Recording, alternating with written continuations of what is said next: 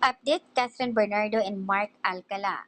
Spotted si Catherine and Mark sa isang mall sa Rockwell. So, guys, bakit kailangan balot na balot ang mukha ni Catherine para lang hindi siya ma-disguise na siya si Kath? And also, Mayor Mark, talagang kahit ano ang tago nila sa mukha at makikilala talaga sila.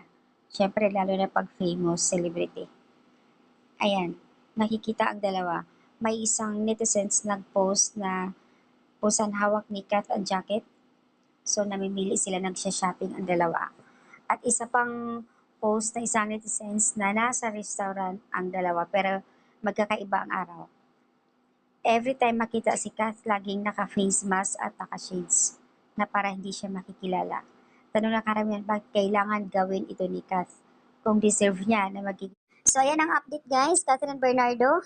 Samantala, ilang mga netizens, lalo na ang mga Catherine fans na sinasabi nila kung 11 years ay naghiwalay sila ni DJ, what more kung si Mark, lalo na ay babaero.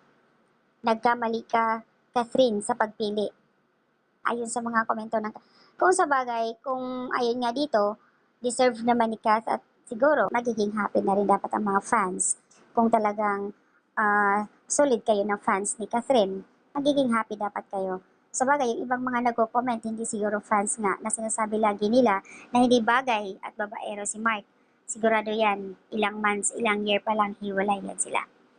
Ang suggest comment nila dito is, bakit kailangan itatago ang mukha ni Kath? And then, gano'n din si Mark, todo face mask at naka-shades ang dalawa pag lumabas. Na kahit ano nga ang tago, makikita at makikita nga. Siyempre, kahit nasa ibang bansang araw ang dalawa, kung talagang makikita pa rin. So, dapat silang tinatago. Mas maganda kung aaminin nila in public na meron silang relasyon.